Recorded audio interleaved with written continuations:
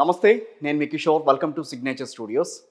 ప్రస్తుతం నాతో ఉన్నారు వైఎస్ఆర్ కాంగ్రెస్ పార్టీ అధికార ప్రతినిధి కారుమూరి వెంకటరెడ్డి గారు. వెంకటరెడ్డి గారు నమస్తే అండి. నమస్తే కిషోర్ గారు, మీకు సిగ్నేచర్ స్టూడియోస్ ప్రేక్షకులందరికీ నమస్కారాలు. Thank you.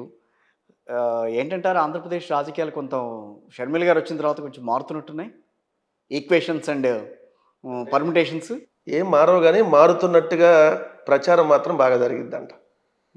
ఎందుకంటే ఆంధ్రప్రదేశ్ రాష్ట్రంలో ఒక వైరస్ మీడియా అని ఒకటి ఉంది. దాని పేరు ఎల్లో వైరస్. ఆ వైరస్ మీడియా ఏం చేసిద్దంటే ఇవాళ షర్మిల గారిని పైకి లేపుతుంది, మళ్ళీ 4 రోజులైనా డమ్మును వాళ్ళే కింద పడేస్తారు. మొన్నటిదాకా పవన్ కళ్యాణ్ పైకి లేపారు, మళ్ళీ డమ్మును కింద పడేస్తారు. జగన్మోహన్ రెడ్డి గారి మీద ఎవరన్నా దారిని పోయే ఎవడో ముక్కు మొహం తెలియని ఓ పోరం బోగ్గాడు ఏదైనా మాట్లాడారు అనుకోండి, సేమ్ వర్డ్ మళ్ళీ రిపీట్ చేసి చెప్తున్నా, ఓ పోరం బోగ్గాడు దేనికి పనికిరాన్నాడు ఏదైనా మాట్లాడితే ఆంధ్రజ్యోతి, ఈనాడు, టీవీ5 మెయిన్ పేపర్లో వేసి జగన్మోహన్ రెడ్డిని తిట్టిన రోడ్డు మీద పోయే పోరంబోక. ఎంతమంది ఉన్నారు ఆ పోరంబోకులు? ఎవరు ఎగ్జాంపుల్ చెబుతున్నా, ఆ పోరంబోక అని రాస్తారనమాట. ఓకే, అంటే వాడు ఎవరు, వాడి స్థాయి ఏంటి? ఓ ముఖ్యమంత్రిని ఎవడో దారిని పోయేవాడు ఏదో తిడితే ముఖ్యమంత్రిని దారిని పోయేవాడు తిట్టాడయ్యా, ఇది న్యూస్. దారిని పోయే దానయ్యేది కూడా తిట్టాడు అన్నట్టుగా రాస్తారు. అట్లానే ఇప్పుడు మీకు షర్మిల గారు, మొన్నటిదాకా ఇదే షర్మిల గారిని, ఇదే షర్మిల గారి వ్యక్తిత్వాన్ని, షర్మిల గారి వాయిస్ని, అసలు షర్మిల గారి జీవితం గురించి రకరకాలుగా ట్రోల్ చేసింది ఇదే ఎల్లో మీడియా కదా, ఇదే తెలుగుదేశం మీడియా, ఇదే తెలుగుదేశం పార్టీ సోషల్ మీడియా కదా. ఇదే 2014 ఎన్నికలకు ముందు షర్మిల గారికి వేరే వాళ్ళకి అక్రమ సంబంధాలను అంటగట్టి సాక్షాత్తు బాలకృష్ణ వాళ్ళ ఆఫీస్ నుంచి నడిపిన వ్యవహారం మనం మర్చిపోయామా? ఈరోజు షర్మిల గారు రాజశేఖర రెడ్డి గారు కూతురు అయింది. మొన్నటిదాకా రాజశేఖర రెడ్డి గారి కూతురుని వీళ్ళే నెగిటివ్గా చూపించారు. మళ్ళీ ఈరోజు షర్మిల గారు ఏదన్నంటే జగన్మోహన్ రెడ్డి గారిని అందే ప్రధాన పత్రికల్లో వస్తాయి. ఏందండి కాంగ్రెస్ పార్టీలో ఒక అధ్యక్షురాలు ఏముంది? ఆంధ్రప్రదేశ్లో కాంగ్రెస్ పార్టీ 0 సర్పంచులు, ఇంక ఎమ్మెల్యేల స్థాయికి వెళ్తున్నా నేను. 13,000 సర్పంచులు ఉంటే దాంట్లో 0 సర్పంచులు, అంటే ఒక్క సర్పంచ్ కూడా లేనటువంటి కాంగ్రెస్ పార్టీ ఆంధ్రప్రదేశ్ గారు వస్తే పెరుగుతారట కదా. పెరుగుతారా? ఉన్నది పోయిద్దా? లేదా అసలు ఆమె అప్పుడు అక్కడ దాకా ఉంటుందా? నియోజకవర్గంలో మాకు 4,000 వరకు ఓట్లు వస్తాయని చెప్పి వాళ్ళు ఎక్స్పెక్ట్ చేస్తున్నారు కాదా? 4,000 ఓట్లు బిఎస్పీ కూడా వస్తున్నాయి, 500 నుంచి 1000. నోటాకి పడుతున్నాయి 500 నుంచి 1000. కొన్ని చోట్ల 2,000 కూడా పడుతున్నాయి నోటాకి. పర్లా వాళ్ళ స్థాయి అంతవరకే ఉందని గ్రహించారు. ఆ 4,000 చాలు వైఎస్ఆర్ కాంగ్రెస్ పార్టీ మీద మా కక్ష సాధింపు అనేది సాధించడానికి సరిపోతుందని అంటున్నారు ప్రతి నియోజకవర్గంలో. సార్, జగన్మోహన్ రెడ్డి గారి మీద కక్ష సాధించాలన్న ప్రతి ఒక్కళ్ళు పాతాళానికి వెళ్ళిపోయారు. అవును, ఇదే సోనియా గాంధీ, దాని తర్వాత కిరణ్ కుమార్ రెడ్డి, చంద్రబాబు నాయుడు, అంటే మాకు అవతల ప్రత్యర్థులు మారుతూ ఉంటారు, జగన్మోహన్ రెడ్డి హీరో ఒక్కడే ఉంటాడు. మాకు 15 సంవత్సరాల నుంచి శత్రువులు మారుతా ఉన్నారు. జగన్మోహన్ రెడ్డి మాత్రం మారిపోతుంటుంది. జగన్మోహన్ రెడ్డి గారు మాత్రం ఒక్కడే, బట్ ఒంటరి కాదు. జగన్మోహన్ రెడ్డి గారు ఒక్కడే, నాట్ ఒంటరి. కానీ ఈసారి మాత్రం కొంచెం ట్రయాంగిల్ కాదు కానీ చతుర్ముఖం కూడా కాదు కానీ పంచముఖ పోరు కనిపించే అవకాశం ఉంటుందని అనిపిస్తున్నారు. సార్, అన్ని రాజకీయ పార్టీలు ఒకవైపు సార్. ఆంధ్రప్రదేశ్లో ఒక్క వైఎస్ఆర్ కాంగ్రెస్ పార్టీ ఒకటే ఒకవైపు. మాకు అలవాటు అయిపోయింది. అంత కేక్ వాక్ కాదేమో. నేను కేక్ వాక్ అంట ఈసారి. అందరూ మీడియా చూపిస్తుంది కేక్ వాక్ కాదని, కానీ నేను కేక్ వాక్ అంట. ఎందుకంటే 2019 ఎన్నికలే మాకు టఫ్ ఎలక్షన్స్, 2024 ఎన్నికలు ఈజియెస్ట్ ఎలక్షన్. ఎలా? జగన్మోహన్ రెడ్డి గారిని ఎప్పుడూ చూడలే వాళ్ళు ప్రజలు. ఇదిగోండి మేము అధికారంలోకి వస్తే చేస్తామని చెప్పి 2019లో మేము వెళ్ళాం, చేసి చూపించి మేము ఎన్నికలకు వెళ్తున్నాం. మరి ఈజియెస్ట్ ఎలక్షనే కదా. మా మేనిఫెస్టోని అమలు చేసి మేము ఎన్నికలకు వెళ్తున్నాం, మరి మాకు ఈజియెస్ట్ ఎలక్షనే కదా. అంతకుముందు మేము అధికారంలోకి వస్తే ఈ మేనిఫెస్టోని చేస్తామని చెప్పి ప్రజలకు చెప్పి మేము ఎన్నికలకు వెళ్తున్నాం, మరి ఈజియెస్ట్ ఎలక్షనే కదా. సో ఎవరు కలిసి వస్తే ఏముంది, ఎవరు ఎన్ని రకాలుగా మాట్లాడితే ఉంది, అన్నీ ఒకే తాను మొక్కలని ప్రజలకు తెలుసు కదా. షర్మిల గారితో వాళ్ళు మాట్లాడిస్తుంది ఎవరో ఆంధ్రప్రదేశ్ రాష్ట్ర ప్రజలకు తెలియనంత అమాయకులు కాదు కదా. ఆ మీడియా రాసే వార్తల్లో నిజాలు ఉన్నాయా లేదంటే పచ్చి అబద్ధాలు ఉన్నాయా అని తెలియనంత అమాయకంగా ఆంధ్రప్రదేశ్ రాష్ట్ర ప్రజలైతే లేరు కదా. ఆంధ్రప్రదేశ్ రాష్ట్రంలో అందరు ప్రజలంతా కూడా వైఎస్ జగన్మోహన్ రెడ్డి గారు వెనకాలే ఉన్నారని చెప్పలేం కదా. అందరు ఉన్నారని అంటే తప్పు. మాకు పోయినసారి 100కి 50 మంది ఓట్లు వేశారు, ఈసారి 60 మంది వేస్తారు అనుకుంటున్నాను. 60 మంది ఎట్లా వేస్తారు? 100%. యాంటీ ఇన్కమెన్సీ లేదు, 85% లేదా? ఒక్క నిమిషం సార్, 85% మేము సంక్షేమ పథకాలు అందించాం. ఇది మొత్తం రూరల్ కావచ్చు లేదంటే టౌన్స్ కావచ్చు, అన్ని కంపేర్ చేస్తే. అదే గ్రామీణ ప్రాంతాల్లో 92% అందించాం. బట్ 92% మేము ఓట్లు వేస్తారని అంటున్నాం, అందుకనే 60% మాకు పడతాయి అంటున్నా. యాంటీ ఇన్కంబెన్స్ అని అన్నారు కదా, ఎక్కడ ఉంది ఎప్పుడు ఉంది చెప్పండి. ఒక గ్రాడ్యుయేట్స్ ఎన్నికల్లో, అది కూడా మేము సరిగ్గా కాన్సన్ట్రేషన్ చేయని ఎన్నికల్లో ఫస్ట్ టైం మేము కంటెస్ట్ చేస్తున్న గ్రాడ్యుయేట్స్ ఎలక్షన్లో మేము ఓడిపోయి ఉన్నాం. అంత తప్ప ఈ రాష్ట్రంలో జరిగిన అన్ని ఎన్నికల్లో మా మీద వ్యతిరేకత ఉంటే 90% ఆఫ్ ద సీట్లు 80% ఆఫ్ ద సీట్లు ఎందుకు గెలుస్తాం సార్? ఎమ్మెల్సీ ప్రభుత్వ వ్యతిరేకత అనేది ఇక్కడనే కాదు, ప్రతి రాష్ట్రంలో కూడా 5 సంవత్సరాల పాలన అయిన తర్వాత ఆ ప్రభుత్వం మీద కొంత వ్యతిరేకత ఉంటుంది. దానికి కొంత పర్సంటేజ్ ఆఫ్ ఓటును పక్కన పెట్టేస్తారు. ఎందుకు ఉంటుంది? గుజరాత్లో 7 సార్లు ఎట్లా గెలిచింది వ్యతిరేకత ఉంటా? అదనంగా మన ఓటింగ్ శాతం ఎందుకు గుజరాత్లో పెరిగింది? 56% ఓటింగ్ వచ్చింది మొన్న. మన మధ్యప్రదేశ్లో బీజేపీకి సీట్లు పెరిగినాయి. అవును, మరి రేపొద్దున మాకు కూడా పెరుగుతాయి ఇక్కడ. సార్, ఈ భారతదేశ చరిత్రలో కాలర్ పైకి ఎగరేసి గర్వంగా చెప్తున్నాను సార్, ఈరోజు నేను మా నాయకుడు దమ్మున్నాడు, నిజంగా వైఎస్ఆర్ కాంగ్రెస్ పార్టీలో పనిచేస్తున్నందుకు గర్వపడతా చెప్తున్నా. ఏ నాయకుడు సార్ ఇన్ని హామీలు ఇచ్చిన హామీలని ప్రతి హామీని నెరవేర్చి కోవిడ్ లాంటి 2 సంవత్సరాల సంక్షోభంలో కూడా పేదల పక్షాన్ని నిలబడిన నాయకుడు ఎవరైనా భారతదేశంలో ఉన్నారా? స్కూళ్ళు, కాలేజీలు, ఈరోజు మెడికల్ కాలేజీలు, పోర్టులు, ఫిషింగ్ హార్బర్లు, ఫిష్ ల్యాండ్ సెంటర్లు, ఇంత డెవలప్మెంట్ యాక్టివిటీస్ కనపడుతుంటే ఎవడో మా మీద వ్యతిరేకత ఉంది. చేపల కేంద్రాలు కూడా ఏర్పాటు చేయడం ఏంటండి నవ్వుతారు సార్? ఆంధ్రప్రదేశ్ భౌగోళిక స్వరూపమే సముద్ర తీరం సార్. ఆంధ్రప్రదేశ్ రాష్ట్ర భౌగోళిక స్వరూపం అత్యంత సముద్ర తీరం ఉన్నటువంటి ప్రాంతం. 4 పోర్టులు, నేనంటాం కాదు, సోషల్ మీడియాలో వాళ్ళు ఈ రకంగా మాట్లాడుతున్నారు సార్. సోషల్ మీడియాలో ఏదైనా మాట్లాడుకోవచ్చు. సోషల్ మీడియాలో మాట్లాడిన దానివల్ల మన ప్రధాన్ని ఎక్స్ప్లెనేషన్ ఇచ్చుకుంటూ వెళ్ళాం అనుకోండి. కానీ ఇంకొక మాట అంటాను, social media TDP, Janasena, so వీళ్ళందరూ కలిపి ఒక సోషల్ మీడియా వాళ్ళది, వాళ్ళు చేస్తున్న ప్రచారానికి ధీటుగా వైఎస్ఆర్ కాంగ్రెస్ పార్టీ నుంచి వాళ్ళ సోషల్ మీడియా అంత ధీటుగా బదులు ఇవ్వలేకపోతుంది. అంటే ఇక్కడ ఒక పెయిడ్ సోషల్ మీడియాకి వాస్తవమైన సోషల్ మీడియాకి తేడా ఉంటుంది. వాళ్ళు ఒక 50 ఛానల్స్నో లేదంటే ఒక 100 యూట్యూబ్ ఛానల్స్ని, ఒక 4 పత్రికల్ని అడ్డం పెట్టుకొని కొంతమంది ఎంప్లాయీస్ని రిక్రూట్ చేసుకొని పదే ఒక నెగిటివ్ ప్రచారం చేస్తుంటే అవి మీకు ట్రోల్ చేసినప్పుడు ఎక్కువ అయ్యే కనపడవచ్చు. అవును. బట్ మా YSR Congress party social media ఎవరి దగ్గర రూపాయి డబ్బులు తీసుకోకుండా పనిచేసే సోషల్ మీడియా, నీతిగా నిజాయితీగా పనిచేసే సోషల్ మీడియా మాది. పాజిటివ్ సోషల్ మీడియా, మా పాజిటివ్ అంశాలు మేము ప్రచారం చేస్తాం. అదే ప్రచారం చేసుకోలేకపోతున్నారని అంటున్నారు తెలుగుదేశం కార్యకర్తలు. మనం ఇన్ని చేస్తున్నాము, ఇన్ని మాట్లాడుతున్నాము, కానీ అన్ని సోషల్ మీడియాలో బయటికి రావట్లా. ఈరోజు జనం చూసేది అదే, చిన్న ఫోన్లో చూసేస్తున్నారు, అసలు అంతా కూడా తెలిసిపోతుంది. ప్రతి ఇంటికి మేము తిరిగి ఉన్నాం, డోర్ టు డోర్. ప్రతి గడపకి మా పార్టీ నాయకులు తిరిగారు, మా పార్టీకి సంబంధించిన ఎమ్మెల్యేలు వెళ్ళారు, అక్కడ ఉన్న స్థానిక నాయకులు మళ్ళీ తిరుగుతున్నారు రెగ్యులర్గా. ఆ గ్రామంలో ఏమేం చేసామో చెప్తున్నాం, ఆ గడపకి ఏమందిందో చెప్తున్నాం. మా ఇచ్చిన మేనిఫెస్టోని ప్రతి ఇంట్లో మళ్ళీ ఇస్తూ, ఇదిగోండి మేము ఇచ్చిన మేనిఫెస్టో 2019లో ఇవన్నీ మీకు వచ్చినాయి, వస్తే మాకు ఓటేయండి. ఇది మేము క్లియర్గా ఉన్నాం. మంచి జరిగితే ఓటేయండి అంటున్నాం, నా జరగకపోతే ఇద్ది అంటున్నాం. అవును. మా పరిపాలన ఎలా ఉందని ఎవరిని అడిగితే అరే మంచి జరిగితే ఓటేయమంటున్నారు, అదే వాళ్ళ పరిపాలన. మొన్న మాట్లాడినప్పుడు రాజ్దీప్ సరదేశాయ్తో మాట్లాడినప్పుడు ముఖ్యమంత్రి గారు కొంత నిర్వేదంగా ఉన్నారు, ఆయనకు అర్థమైపోయింది మనం ఓడిపోతున్నాం అన్న విషయం అని చెప్పి ఆ తర్వాత పతాక శీర్షికల్లో రాసుకొని అట్లన్నా వాళ్ళు ఆనందం పొందాలి కదా. నిజం ఉంటుందేమో మరి దాంట్లో, లేదా వాళ్ళు అలా అయినా ఆనందం పొందాలి కదా సార్. ఈ రోజు మేమేనా ఆనందం ఉండేది? అప్పుడప్పుడు కొంచెం వాళ్ళు అట్లాంటివి రాసుకొని ఆనందపడమనండి. అలాంటి ఆలోచనలు అయితే ఏం లేవు కదా. వాళ్ళు ఇంటర్వ్యూ మొత్తం చూస్తే అర్థమవుతుంది. ఆ ఇంటర్వ్యూలో వాళ్ళు అడిగిన ప్రశ్నకి 2009లో చూసినటువంటి జగన్మోహన్ రెడ్డి గారికి 15 సంవత్సరాల తర్వాత ముఖ్యమంత్రిగా చూసిన జగన్మోహన్ రెడ్డి గారికి ఉన్న మార్పు మీరేమని అనుకుంటున్నారని అడిగారు. అవును. నేను ఎందుకు, మీరే ఆ మార్పు ఏందో చెప్పండి అని జగన్మోహన్ రెడ్డి గారు యాంకర్ గారిని అడిగారు అక్కడ.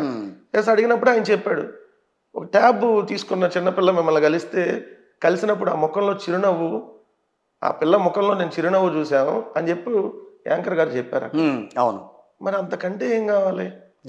అంటే నేను ఎంత ఫీల్ అవుతున్నానికంటే నేను ఎంత ఆ ముఖంలో చిరునవ్వు నేను చూడటం కాదు కదా, మీలో కూడా చూశారు. ఇంతకంటే ఏం కావాలి? ఇంకా ఇంతకంటే ఇంకా ఏం కావాలి ఈ లైఫ్ అని జగన్మోహన్ రెడ్డి గారు చెప్పారు. సార్, రాజశేఖర రెడ్డి గారు ఎప్పుడు ఒక మాట అంటారు, ఎన్నాళ్ళు బతికా ఉన్నది కాదు, బతికినంత కాలం ఎంత మంచి చేసావు అనేది ముఖ్యమని. సేమ్ నేను ఈరోజు చెప్తున్నా, మాకు 5 ఏళ్ళు టర్మ్ ఇచ్చారు, 5 ఏళ్ల టర్మ్లో మేము ఎంత చేసాం అనేది ప్రజలకు చెప్పి మళ్ళీ ఇంకో 5 ఏళ్ళు ఇమ్మని అడుగుతున్నాం. 5 ఏళ్ళలో మంచి జరిగితే మళ్ళీ ఇంకో 5 ఏళ్ళు మాకు అవకాశం ఇమ్మంటున్నాం. సో అంతే కదా. దీంట్లో మేము అంత తప్ప మేము వాళ్ళతో కలిసి వస్తాం, వీళ్ళతో కలిసి వస్తాం. కర్ణాటకలో కాంగ్రెస్ పార్టీ మేనిఫెస్టోని, తెలంగాణలో కాంగ్రెస్ పార్టీ మేనిఫెస్టోని, పక్క రాష్ట్రాల్లో మేనిఫెస్టోని కిచిడీ చేసి మాట్లాడాలి.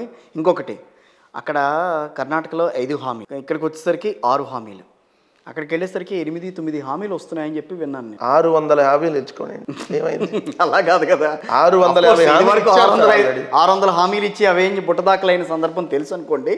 బట్ కాంగ్రెస్ పార్టీ కూడా చాలా పకడ్బందీగా వ్యూహాలు రచిస్తూ షర్మిల గారిని అక్కడ దించడం కానీ, ఆ తర్వాత రాబోయే మేనిఫెస్టో వాళ్ళు విడుదల చేయబోయే ఉమ్మడి మేనిఫెస్టో విషయంలో కానీ చాలా జాగ్రత్తలు తీసుకుంటోంది. ఎట్టి పరిస్థితుల్లోనైనా వైఎస్ఆర్ కాంగ్రెస్ పార్టీ ప్రభుత్వం ఏర్పాటు కాకూడదు అని చెప్పి అటు కాంగ్రెస్ పార్టీ నుంచి ఇటు టీడీపీ ఇటు పవన్ కళ్యాణ్ గారు అందరూ కూడా కట్టకట్టుకుని ఉన్నారని అంటున్నారు. నేను ఒకటి అడుగుతా సార్, వాళ్ళు ఏమైనా మమ్మల్ని అధికారంలో కూర్చోబెట్టారేంది? కూర్చోబెట్టలేదు అనుకోండి. వాళ్ళు కూర్చోబెట్టలేదుగా మమ్మల్ని కూర్చోబెట్టిన ఆంధ్రప్రదేశ్ రాష్ట్ర ప్రజలు. మమ్మల్ని ఏమైనా పవన్ కళ్యాణ్ అధికారంలో కూర్చోబెట్టాడా, చంద్రబాబు నాయుడు అధికారంలో కూర్చోబెట్టాడా, లేదంటే ఒక్క సీటు కూడా లేనటువంటి కాంగ్రెస్ పార్టీ మమ్మల్ని ఏమైనా అధికారంలో కూర్చోబెట్టిందా? మమ్మల్ని అధికారంలో కూర్చోబెట్టింది ప్రజలు. మళ్ళీ వస్తాయో రావో అన్న అనుమానంతోనే కదా షర్మిల గారిని దించింది ఆ రోజున. ఇప్పుడు ఈ రోజున అక్కడికి వాళ్ళు ఎవరినైనా దించుకోండి సార్, షర్మిల గారిని దించుకొని వస్తారా, లేదంటే ఇంకో వాళ్ళని తీసుకొని వస్తారా? చచ్చిపోయిన కాంగ్రెస్ పార్టీలో షర్మిల గారు వస్తే ఉంది, కిరణ్ కుమార్ రెడ్డి వస్తే ఉంది, ఏముంటుంది సార్? అరే కాదు కిషోర్ అన్న, వివేకానంద రెడ్డి గారిని రంగంలో దింపారు. షర్మిల గారి కంటే రాజకీయ అనుభవం ఉన్న వ్యక్తే కదా, మంత్రి పదవి ఇచ్చి మరీ దింపారు కదా. 5,43,000 ఓట్లు వచ్చినాయి జగన్మోహన్ రెడ్డి గారికి మెజారిటీ. మరి ఏంది ఇంకా వాళ్ళు ఎవరిని తీస్తే ఏముంటుంది? ఆడపిల్ల ఏడపిల్ల అని చెప్పి షర్మిల గారు మాట్లాడిని సోషల్ మీడియాలో మీరు అన్నట్టుగా ప్రచారం జరుగుతుంది కదా, బాగానే. మొన్నటిదాకా ఏముంది, నా మట్టి తెలంగాణ, నా ఊపిరి తెలంగాణ, ఈ తెలంగాణ ఈ పాలేరు మట్టిని పట్టుకొని చెప్తున్నా నేను పుట్టింది ఆడే, బట్ పెరిగింది ఇక్కడ, పెళ్లి చేసుకుంది ఇక్కడ, కాపురం చేస్తుంది ఇక్కడ, పిల్లల్ని కంది ఇక్కడ, మొత్తం నాది ఇక్కడ, నేను ఎందుకు అక్కడ అవుతా? అన్న మీద గొడవ ఉంటే ఆడ పార్టీ పెట్టుకుంటా కానీ ఏడెందుకు పెట్టుకుంటా? నా ఊపిరి తెలంగాణ, నేను తెలంగాణకి ముఖ్యమంత్రి అవుతా అన్నావా? నిన్న కూడా తెలంగాణ ఎన్నికల్లో ఓటేసినావా? 2 నెలలు తిరగకుండా ఆంధ్ర వచ్చి నేను ఆంధ్ర బిడ్డని, ఆంధ్రాలో రాజన్న రాజ్యం తెస్తా, మళ్ళీ కాంగ్రెస్ పార్టీని అధికారంలో తీసుకురండి అంటే ఏమంత ప్రజలు ఏమన్నా పిచ్చోళ్ళ అన్న? మీకంటే నాకంటే మీడియా కంటే ప్రజలు చాలా తెలియగలరన్న. వాళ్ళు మనం ఒక రకంగా ఆలోచిస్తే వాళ్ళు 100 రకాలుగా ఆలోచిస్తారు. అరే షర్మిలకి జగన్మోహన్ రెడ్డి గారికి ఏంటి జరిగింది? నిజంగా ఏమన్నా జరిగిందా? షర్మిల గారు ఏమన్నా అంటున్నారు కదా ఏమని, నాకు అక్కడ వాటా ఉంది, ఇక్కడ వాటా ఉంది, నాకు ఆస్తులు లేదని ఏదో ఓపెన్గానే అంటుంది కదా, కొన్ని సందర్భాల్లో మాట్లాడుతుంది కదా. ఆస్తులు పోతే పార్టీ పెట్టుకుంటారా? కాస్త అర్థం కాల. ఏమో మరి, ఆస్తులు పోతే పార్టీ పెడతారా? ఎక్కడి నుంచి వస్తే పార్టీ? ఆస్తులు ఇవ్వకపోతే పార్టీ పెట్టుకుంటారా? నిజంగా షర్మిల గారికి ఆస్తులు జగన్మోహన్ రెడ్డి గారు పంచి ఇవ్వకపోతే తెలంగాణలో 100 కోట్లు పెట్టి పాదయాత్ర చేస్తారు. అసలు ఆస్తుల పంచాయతీ ఏంటి ఇక్కడ? సరే, ఆమె ఏం చెప్తారో తెలియదు. ఆమె వాళ్ళు చెప్పిన మాట రేపు పొద్దున్న నిలకడ ఉంటుంది షర్మిల గారిది. మొన్నటిదాకా అదే కాంగ్రెస్ పార్టీని తిట్టి అదే మాట్లాడి మళ్ళీ ఈరోజు మళ్ళీ వచ్చి కాంగ్రెస్ పార్టీ అంటే, సో నిలకడలేని ఆమె చెప్పేదాన్ని మనం ఏం నమ్ముతాం? ఒకటైతే వాస్తవం, జగన్మోహన్ రెడ్డి గారు ఈ రాష్ట్రంలో ఉన్న ఏదైతే మహిళలందరినీ తన అక్క చెల్లెల్లాగా వాళ్ళ బాగోగులు చూసుకునే అతను నిజంగా షర్మిల గారు బాగోగులు చూసుకోకుండా ఉంటాడా? కాకపోతే అత్యాసకపోతే మనం ఎవరు ఏం చేస్తాం? ఆమె ఆలోచన ముఖ్యమంత్రి పదవి కావాలని ఇచ్చేస్తారా షేరింగ్? చెప్పండి సార్, ఆ ఆలోచన ఏంటి? ఆమె ముఖ్యమంత్రి పదవి కావాలి షర్మిలకి. నేను టీడీపీ అటు జనసేన 2 షేర్ అవుతున్నాయి, షేర్ చేసుకుందాం అనుకుంటున్నారుగా. తీసుకోమనండి ఇస్తే సోషల్ మీడియాలో. ఇక్కడ ఏమైంది? ఇస్తే సోషల్ మీడియాలో తీసుకోమనండి సార్. సోషల్ మీడియాలో కేఏ పాల్ గారు కూడా ముఖ్యమంత్రి. అవును, అసలు సోషల్ మీడియాలో పోలు పెడితే పవన్ కళ్యాణ్ ముఖ్యమంత్రి సోషల్ మీడియాలో. అయితే ప్రజలు ఓట్లు ఎత్తే కదా ముఖ్యమంత్రి అవ్వాల్సింది, ఎమ్మెల్యే అవ్వాల్సింది. సోషల్ మీడియాలో 4 వ్యూస్ వస్తేనో లేదంటే 10 లైకులు వస్తేనో ఒక 20 కామెంట్లు వస్తేనో కాదు కదా. అవును. సో షర్మిలైనా ఇంకొకళ్ళైనా ప్రజలు ఆదరిస్తే అవుతారు. ఒక మాట చెప్పండి వెంకటరెడ్డి గారు, ఆంధ్రప్రదేశ్ రాజకీయాల్లో షర్మిల గారికి అసలు ప్రాధాన్యం లేదని అంటారా? ఏమో వ్యూస్ అయితే బాగానే వస్తున్నాయి ఆ ఏబిఎన్ వాటిలో, మిగిలినట్లయితే రావట్లా. అంటే ఎవరి డైరెక్షన్ ప్రాధాన్యత లేకపోతే కాంగ్రెస్ పార్టీ ఏపీసీసీ ప్రెసిడెంట్గా ఎందుకు చేస్తుంది ఆవిడని? శైలజానాథ్కి కూడా ఇచ్చింది, రఘువీరెడ్డి యాదవ్ గారికి కూడా ఇచ్చింది, ఆయన ఎవరు మన గిడుగు రుద్రరాజు గారు కూడా ఇచ్చింది. ప్రాధాన్యత లేకపోతే ఎందుకు ఇచ్చిందంటే వాళ్ళకే ప్రాధాన్యత ఉంది కదా. కాంగ్రెస్ పార్టీలో వాళ్ళకి ప్రాధాన్యత లేదని ఇచ్చారా? అవునండి సార్, ఇక్కడ ఏంటంటే రాజశేఖర్ రెడ్డి గారికి సంబంధించి ఏదో వాళ్ళ కుటుంబంలో గొడవలు ఉన్నాయని చూపించేసి, జగన్మోహన్ రెడ్డి గారికి చెల్లిలే పట్టించుకోలేదని చెప్పి చూపించేసి ఏదన్నా కొంత ఓటింగ్ చీలితే అది తెలుగుదేశానికి అడ్వాంటేజ్ చేయాలనేది వాళ్ళ ఆలోచన. క్లియర్. వాళ్ళ ఆలోచన ఏంటంటే జగన్మోహన్ రెడ్డి గారికి వ్యతిరేకంగా ఉన్న అన్ని పక్షాలను ఏకం చేయాలి, చేసి ఏదైనా జగన్మోహన్ రెడ్డి గారు వ్యతిరేకంగా ఉన్న ఓటు పడితే అది క్యాప్చర్ చేయాలి తెలుగుదేశం. ఓకే, అంత తప్ప ఏముంది? ఆలోచనతోనే కదా. ఇప్పుడు డీకే శివకుమార్ ఎవరు? కాంగ్రెస్ పార్టీ. డీకే శివకుమార్ని వెళ్ళి షర్మిల గారు కలిశారు. షర్మిల గారు కాంగ్రెస్ పార్టీ అధ్యక్ష బాధ్యతలు తీసుకోబోతున్నారని మే 21వ తారీఖు ఆంధ్రజ్యోతిలో కొత్త పలుకులో రాశారు. డిసెంబర్లో Telangana election, November 30 Telangana election, May నెలలోనే రాశారు. అప్పటికి తెలంగాణలో ఇంక పాదయాత్ర అయ్యి అని నడుస్తూ ఉంది ఆ డ్రామా. అయినా అప్పుడే రాశారు. ఎట్లా రాశారండి? ఎట్లా రాశారంటే అంటే మామూలుగా కలిస్తేనే అక్కడ ఏదో జరిగిపోయిందని అనుకోవటం ఎందుకు? ఎట్లా రాశారంటే ఒక ప్లాన్ ప్రకారం ఆమెను ఇక్కడికి పంపించాలనేది ఒక ప్లాన్ కదా. అప్పుడే వేశారంటారు. అంతే కదా. మేలోనే మొన్న ఈ మధ్య ముఖ్యమంత్రి అయినాక రేవంత్ రెడ్డి మాట్లాడింది ఏంటి? షర్మిల ప్లాన్గా పంపించారన్నాడు ఆయన. పంపించేసాం వల్ల అక్కడ తరిమేసామన్నట్టుగా చెప్పారు. ఏమో గ్రహించకుండా ఏమేదో అన్న మీద ఎందుకు కోపమో, మరి వాళ్ళ ఆయన చెప్పిన కోపమో, మరి ఇంకేం కోపమో ఏంటో తెలియని రకంగా ఆమెదో బిహేవ్ చేస్తే ఎట్లా? ఒకటి ఇంకా కూడా శృతి మించి మాట్లాడతారు. మేము కూడా ప్రిపేర్ అయ్యి ఉన్నాం. మేమైతే వ్యక్తిగతంగా ఎవరిని మాట్లాడదలుచుకోవాలి. 90 రోజుల పాటు నడుస్తుంది డ్రామా అని అంటున్నారు కొంతమంది. అప్పుడు దాకా కూడా లేదు సార్. 70 రోజులు 75 రోజుల్లో తేలిపోతుంది అది. అంతేనా? అంతే కదా. ఏప్రిల్ 15 లోపు ఎలక్షన్ ఉంటుంది. 15-16 తారీఖుల లోపు ఎలక్షన్. కానీ ఓట్ల చీలిక అనేది జరుగుతుంది. దానికి వైఎస్ఆర్ కాంగ్రెస్ పార్టీ కొంచెం సిద్ధంగా ఉందా? మాకు ఓట్ల సంఖ్య పెరుగుతుంది అంటున్నాం, ఓట్ల శాతం పెరుగుతుంది అంటున్నాం, సీట్ల సంఖ్య పెరుగుతుంది అంటున్నాం. మరి ఇంక మా దగ్గర చీలిక ఎక్కడ ఉంటుంది? వాళ్ళలో చీలిక రావాలి తప్ప. యువతలు 60, అవతల 40. ఆ 40లోనే వాళ్ళు చీలుకొని ఒకరికి 32, ఒకరికి 5, ఒకరికి 2 రావాలి. చీలిక ఓట్లలో చీలిక వస్తుంది కాంగ్రెస్ పార్టీ కనుక ముందుకు వస్తే అన్న విషయం తీసుకొచ్చిన చంద్రబాబు గారికి తెలియదనా? సార్, చంద్రబాబు నాయుడు గారు అసలు కాంగ్రెస్తో పొత్తు పెట్టుకోరని ఏమైనా గ్యారంటీ ఉందా? రేపు బీజేపీ రాకపోతే ఆయన ఆప్షన్ ఏం చూసుకుంటాడు? కాంగ్రెస్తో పొత్తుకి వెళ్ళనే ఉంది. అదే మొన్నను సోషల్ మీడియాలో కూడా చూశాను. దాదాపుగా 12 ఎంపీ సీట్లు ఇవ్వాలి, 85 సీట్ల దాకా బీజేపీ పవన్ కళ్యాణ్కి ఇవ్వాలి. సో ఇస్తే గనక మేము మీతో పొత్తుకు రెడీ అని చెప్పి బీజేపీ అధిష్టానం డైరెక్ట్గా ఆయనకి అల్టిమేటం ఇచ్చిందో సంథింగ్ ఆయనకి సూచన చేసింది. సో అది మీ ఇష్టం అని చెప్పి వాళ్ళు చెప్పినట్టుగా చెప్తున్నా. దాంట్లో నిజం ఉందా ఆ విషయంలో? బీజేపీ దగ్గరికి పొత్తు కోసం ప్రయత్నిస్తున్నమాట వాస్తవమే. తెలుగుదేశం పార్టీ పొత్తులో మేము ఎక్కడ ఉన్నాం లేదా? అంటే కేంద్ర ప్రభుత్వం రాష్ట్ర ప్రభుత్వం సఖ్యతగా ఉంటే పొత్తులో ఉన్నట్టు కాదు కదా. మేము రాజకీయ పార్టీలుగా ఎవరితో పొత్తులో లేము. రాష్ట్ర ప్రభుత్వంగా, కేంద్ర ప్రభుత్వంగా, రాష్ట్ర ప్రభుత్వంగా మనం ఏమి అడగాలి, వాళ్ళ నుంచి ఏ విధంగా తెచ్చుకోవాలనే అంశంలో సఖ్యతగా ఉన్నాం అంతవరకే. అది అక్కడ నరేంద్ర మోడీ గారు ఉన్నారా, ఇంకొకరు ఉన్నారా అనేది కాదు. సో రాష్ట్ర ప్రభుత్వం రాష్ట్ర అవసరాల దృష్ట్యా మాత్రమే కేంద్రంతో సఖ్యతతో ప్రభుత్వం పరంగా సఖ్యతతో ఉన్నాం. నాట్ పార్టీ పరంగా అసలు ఎప్పుడు కాదు. ఎందుకంటే బీజేపీ రాజకీయమే, ప్రభుత్వమే. అసలు బీజేపీయో, కాంగ్రెస్, తెలుగుదేశం ఇవన్నీ మాకు సమదూరం. ఓకే, మాకు ఏ రాజకీయ పార్టీతో మేము అంట కాగం, భవిష్యత్తులో కూడా కాగం. ఇది మేము క్లారిటీగా ఉన్నాం. మా నాయకుడు క్లియర్గా ఉన్నాడు. మా జెండా మమ్మల్ని మోయమంటున్నాడు, పక్కనోడి జెండా మాత్రం ఎప్పుడు మోయొద్దు అంటున్నాడు. వాళ్ళు ఏమంటున్నారు? పక్కనోడి జెండా మోయండి అంటున్నారు. తేడా లేదా? తేడా ఉంది కదా. మన జెండాతో జనం గుండెల్లో గుడి కట్టి మళ్ళీ ఓటు అడుగుతున్నాం మేము. వాళ్ళు 10 జెండాలు కలుపుకొని ఏదైతే మోసాలు, అబద్ధాలు చెప్పి అట్లయినా అధికారంలో రావాలని వాళ్ళు అనుకుంటున్నారు. చాలా తేడా ఉంది కదా. నక్కకి నాగలోకానికి ఉన్నంత తేడా ఉంది. అవును, కరెక్ట్. సో గుంట నక్కలన్నీ ఎన్ని కలిసి వస్తే ఏముంటుంది? ఇక్కడ ఉదయం సింహం కదా. సింహం చూసి ఒక్కటే సింహం, అక్కడ గుంట నక్కలు 10 మంది ఉన్నా ఆ దూరంగా వెళ్ళి పారిపోవాలి రేపు ఎలక్షన్లో, అంతే తప్ప వాళ్ళు ఏం చేయగలిగిందే ఉండదు. సో మాకు చాలా క్లారిటీ ఉంది. Why not 175? ఎస్, ఎందుకు రావు? అవి రెడీనా? ఎందుకు రావు అంటున్నానన్నా. నేను మొత్తం ప్రిపేర్ అయ్యానన్నా. ఎలా వస్తాయని అడుగుతున్నా. నేను మొత్తం ప్రిపేర్ అయ్యి ఉన్నా. ఎలా వస్తాయి? ఎగ్జామ్ బాగా రాస్తానన్నా. నేనేం అదేంటి వేసేవాళ్ళు ఇక్కడ ప్రజలు. ఎస్ సార్, క్వశ్చన్ బ్యాంకు పట్టుకొని బట్టి కొట్టి మేమే ఎగ్జామ్కి బాటల్లా. ఆ బట్టి కొట్టి ఎగ్జామ్కి వెళ్తాం అంటే చివరిలో పసుపు కుంకుమ ఇచ్చేసి ఓట్లు వేయండి అని చెప్పి అక్కడికక్కడ ప్రిపేర్ అయ్యి వెళ్ళిపోవటం. మేము ఇచ్చిన మేనిఫెస్టోని డే 1 నుంచి ఇంప్లిమెంట్ చేసి ఇచ్చాపురం నుంచి యువతల కుప్పం దాకా ప్రతి నియోజకవర్గంలో, ప్రతి గ్రామంలో మేము చేసిన డెవలప్మెంట్, మేము ఇచ్చినటువంటి సంక్షేమం, మేము ఇచ్చినటువంటి మేనిఫెస్టోలో మీకు అమలైనటువంటి పథకాలు ఇవన్నీ చూసి ఒకటి అడుగుతున్నాం. ఇడుపులపాయ నుంచి ఇచ్చాపురం వరకు నేను కూడా స్కాన్ చేస్తున్నానని చెప్పి ఆవిడ బయలుదేరుతున్నారుగా. చాలామంది చూశారు. ఇప్పుడు ఆల్రెడీ యువగళం నడిచింది, వారాహి యాత్రలు నడిచినాయి. సోనియా గాంధీ గురించి చెప్పా కదా సార్ ఇందాక. సోనియా గాంధీయే జగన్మోహన్ రెడ్డి గారిని ఏదో చేయాలని అనుకుంది. చంద్రబాబు నాయుడు ఏదేదో చేయాలనుకున్నారు. వాళ్ళకంటే రాజకీయ అనుభవం లేదుగా షర్మిల గారికి, అంతే కదా. వాళ్ళకంటే ఏమైనా రాజకీయ అనుభవం ఉందా? వాళ్ళకంటే మూసేది కదా ఆవిడ. అనుభవం ఉంటే వైఎస్ఆర్టీపీని మూసేది కదా. వైఎస్ఆర్టీపీ అనే పార్టీ పెట్టి నువ్వు మూసేసుకొని కాంగ్రెస్ పార్టీలోకి వచ్చావు. అది కూడా పక్క రాష్ట్రం నుంచి మళ్ళీ రాష్ట్రానికి డంప్ చేయబడ్డావంటేనే నువ్వు ఆల్రెడీ అక్కడ నీకేం లేదని అర్థం కదా. ఇంకా దాంట్లో ఏదో మాట్లాడేస్తే ఏదో అయిపోయింది అనుకుంటే చూపిస్తారు మాకు వ్యతిరేక మీడియా. అది ఆబ్వియస్లీ చెప్పా కదా ఇందాకే, దారిని పోనే దానయ్య ఎవరన్నా తిట్టితే ఎవడో తిడతాడు సార్ జగన్మోహన్ రెడ్డి గారిని.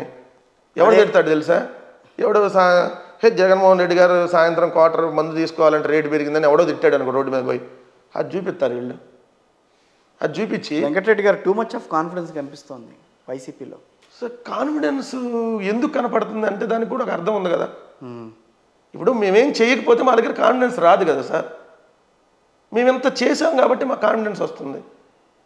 15,004 సచివాలయాలు సార్, 10,778 రైతు భరోసా కేంద్రాలు. ఎన్ని పని చేస్తున్నాయి దాంట్లో? మీరు వెళ్ళి చెక్ చేసుకోండి.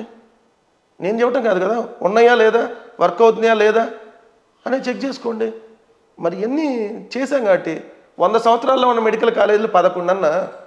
101 సంవత్సరాల క్రితం 1923లో ఆంధ్ర మెడికల్ కాలేజ్, ఇది 2024. ఇప్పుడు కొత్తగా 17 జగన్మోహన్ రెడ్డి గారు వచ్చినాక 101 ఏళ్లలో 11 ఏంది, 4 ఏళ్లలో 17 ఏంది. ఒక్క పోర్టు గట్ల చంద్రబాబు నాయుడు గారు 4 పోర్టుల నిర్మాణం జరుగుతుంది, 2 ఆల్రెడీ ఓపెన్ కాబోతా ఉన్నాయి. 10 ఫిషింగ్ హార్బర్లు, 4 ఫిష్ ల్యాండ్ సెంటర్లు. అంత నమ్మకం ఉన్నప్పుడు ఇంత మార్పులు చేర్పులు ఎందుకు చెయ్యాలిగా? జాబితాలు 5 జాబితాలు ఇప్పటికి 5 రావచ్చు, రేపు 5 అయిపోయినాయి, ఇంకో 6 రావచ్చు, 7 రావచ్చు. అంటే ఇప్పుడు మార్పులు చేర్పులు లేకుండా ఎట్లా?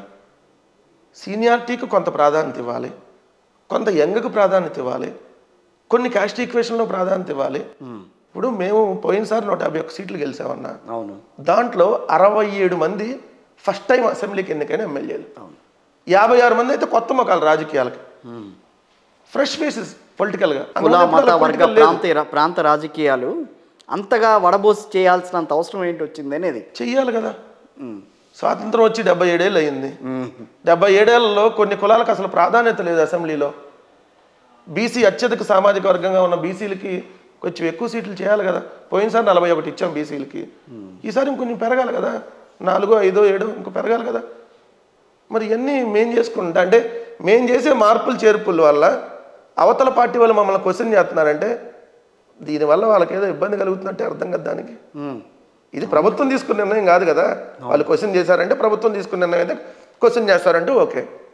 ఆ పార్టీలో తీసుకున్న నిర్ణయాన్ని కూడా వాళ్ళు క్వశ్చన్ చేసి మార్పులు చేర్పులు చేస్తున్నారు, ట్రాన్స్ఫర్లు చేస్తున్నారు, అవన్నీ అడుగుతున్నారంటే ఈ ట్రాన్స్ఫర్ల వల్ల, ఈ మార్పులు చేర్పుల వల్ల మీకేదో అక్కడ నొప్పి తగులుతున్నట్టే అర్థం కదా. మీకు నొప్పి తగలకపోతే మమ్మల్ని క్వశ్చన్ చేయరు కదా. అవును. అంటే మేము తీసుకున్నది కరెక్ట్ డెసిషన్ అనే కదా, వాళ్ళు ఇండైరెక్ట్గా ఒప్పుకున్నట్టే కదా. కానీ కొంతమందిని మీరు కావాలని వదులుకుంటున్నారా, పక్క పార్టీలకు పంపిస్తున్నారా, లేకపోతే వాళ్ళే వెళ్ళిపోతున్నారా? ఎవరంటారు వాళ్ళు? ఉన్నారు. నేను మళ్ళీ పేర్లు పెట్టడం ఎందుకు, మీకు తెలుసుగా, చాలామంది ఉన్నారు కదా. ఎంపీలు ఉన్నారు, ఎమ్మెల్యేలు ఉన్నారు. నేను ఒకటే చెప్తా, ఇది పార్టీ. పార్టీ అంటే ఆ పార్టీ అనేది అధికారంలోకి వస్తే ఆ పార్టీలో ఉన్న అందరూ బాగుంటారు, అధికారంలో రాకపోతే ఆ పార్టీలో ఉన్న వాళ్ళందరూ బాగుంటారు. అలాంటప్పుడు ఒకళ్ళో ఇద్దరో త్యాగాలు చేయాలి.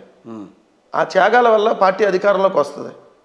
లేదు నాకు ఆ సీట్ ఇవ్వడం వల్ల అది కోల్పోయాం అనుకో, అట్లాంటివి 10, 20 ఉన్నాయి అనుకో, లేదు అట్లాంటివి అందరికీ లేదు వాళ్ళు ఫీల్ అవుతారు వీళ్ళు ఫీల్ అవుతారని ఇచ్చుకుంటా పోయాం అనుకోండి, ఇబ్బంది అయితే ఎవరికి ఇబ్బంది? మీకు, నాకు, అందరికీ, పార్టీలో అందరికీ ఇబ్బంది అయింది కదా. పార్టీలో ఉన్న వెళ్ళిపోయే నాయకుడికి ఇబ్బంది, ఇంకోళ్ళకు. ఎవరిని ఎందుకు కావాలని వదులుకుంటాం? ఇప్పుడు లావు శ్రీకృష్ణదేవరాయలు గారు ఉన్నారు, నర్సరావుపేట ఎంపీగా వైఎస్ఆర్ కాంగ్రెస్ పార్టీ అవకాశం ఇచ్చింది. వైఎస్ఆర్ కాంగ్రెస్ పార్టీ తరఫున ఎంపీ అయ్యారు. వాళ్ళ ఫాదర్ కూడా అంతకుముందు వేరే పార్టీల్లో ట్రై చేశారు, ఎప్పుడు కాల. అవును. నర్సరావుపేట నుంచి ఎంపీ అయిన తర్వాత ఇప్పుడు గుంటూరు ఇస్తామని చెప్తాం. ఎందుకు? నర్సరావుపేట మేము బలంగా ఉన్నాం, గుంటూరులో 2 సార్లు ఓడిపోయి ఉన్నాం. కృష్ణదేవరాయలు గారు మీరు గుంటూరు వెళ్ళండి, గుంటూరులో మీకు ఖచ్చితంగా మన పార్టీ తరఫున మీరు చేయాలని చెప్పారు జగన్మోహన్ రెడ్డి గారు. ఆయన గుంటూరు వెళ్ళటం ఆయనకి ఇష్టం లేదు, పార్టీలోంచి వెళ్ళిపోయాడు. దానికి మా తప్ప, ఆయన తప్ప? ఇప్పుడు అనిల్ యాదవ్ గారు ఉన్నారు సార్, నెల్లూరు అసెంబ్లీగా ఎమ్మెల్యేగా 2 సార్లు ఆయన ఎమ్మెల్యేగా పనిచేశారు, మంత్రిగా కూడా చేశారు. సో ఆయన నర్సరావుపేటలో బీసీ ఈక్వేషన్లో ఆయన తీసుకుని వచ్చాం. సో ఆయన పార్టీ కోసం వెళ్తా అన్నాడు, అది కదా కమిట్మెంట్. ఆయన కూడా రాజీనామా చేస్తాడని ఏబిఎన్లో రోజు చేస్తారు, ఏబిఎన్లో రోజు చేస్తారు సార్. ఏబిఎన్లో 4 రోజులు నేను డిబేట్కి రాకపోతే ఏదో అయింది పోయాడా ఉన్నాడని రాస్తారు వాళ్ళు. ఇవన్నీ మనం పట్టించుకుంటే నడవదు కదా. ఏం లేదంటారు అట్లా. ఎందుకు చేస్తారు? ఎందుకు చేస్తారు సార్? ఎవడో ఒకళ్ళిద్దరు పార్టీ సీట్ రానాలు వెళ్ళిపోయిన వాళ్ళు ఉన్నారు. సో నేను అనేది ఒకటే సార్, ఇంత కాన్ఫిడెన్స్గా ఉంది, మాకు కాన్ఫిడెన్స్ ఉంది ఎందుకంటే మేము ఇన్ని పథకాలు అమలు చేసాం, మేనిఫెస్టోని ఫుల్ ఫ్లెడ్జ్డ్గా అమలు చేశామని చెప్తున్నప్పుడు ఈ మార్పులు చేర్పులు సరే కుల ప్రాతిపదికనో మత ప్రాతిపదికనో లేకపోతే ప్రాంతాల ప్రాతిపదికన మీరు మారుస్తున్నారు అన్నప్పుడు వాళ్ళని ఆ మాత్రం బుజ్జగించలేకపోయారా? వాళ్ళు పార్టీ వీడే వరకు ఎందుకు వెయిట్ చేస్తున్నారు? ఇప్పుడు ఆయన 5 ఏళ్ల పాటు 4.5 ఏళ్ళు 5 ఏళ్ల పాటు ఎంపీగా ఉన్న వ్యక్తి ఆయన కూడా. ఇంకో వ్యక్తి ఉన్నారు, ఇంకో మనం మాట్లాడాలంటే మచిలీపట్నం, ఆయన కూడా వెళ్ళి రేపు జనసేనలో జాయిన్ అవుతాడు. జనసేనలో ఆల్రెడీ జాయిన్ అయ్యాడు. ఆయన ఆల్రెడీ సీట్లు కూడా రాశారు. ఆల్రెడీ పేపర్లో అయితే ఆయనకి ఆ పార్టీని సీట్ రాశారు. నర్సరావుపేట నుంచి ఈయనకి రాశారు. అవును, ఇవన్నీ జరుగుతున్నాయి కదా. అంత కాన్ఫిడెన్స్ ఉంది ఏంటి మరి? అట్లాంటప్పుడు వాళ్ళని ఎందుకుని లైన్లో పెట్టుకోలేకపోయారు? అన్న ఎన్నిసార్లు బుజ్జగిస్తారు? ఎన్నిసార్లు బుజ్జగిస్తారు? బాలినేని గారిని బుజ్జగించట్లా 3-4 సార్లు? ఎవరినైనా ఒకటి దానికి ఒక లిమిట్ ఉంటుంది. ఇప్పుడు కృష్ణదేవరాయలు గారికి చెప్పారు ఇది కాదు అదని. సో బాలసౌరి గారు నరసరావుపేట ఓడిపోయాడు, గుంటూరు ఓడిపోయాడు, తెనాలి ఆయన ఫస్ట్ రాజశేఖర గారు ఉన్నప్పుడు గెలిచింది తెనాలి. దాని తర్వాత ఆయన ఎంపీగా గెలవాల. 2004 to 9 ఎంపీ, 9లో లేదు, 14లో లేదు, 2 సార్లు ఆయన ఓడిపోయి ఉన్నాడు. అయినా 19లో మచిలీపట్నం అవకాశం ఇచ్చాం. ఈసారి కొంచెం పార్టీకి అంటుపెట్టుకొని సిన్సియర్గా ఉండే వాళ్ళకి చేయాలనుకుంటున్నాం. ఆయన సిన్సియర్గా లేకుండా మధ్యలో కొన్ని వ్యవహారాలు చేసిన సంగతి తెలుసు.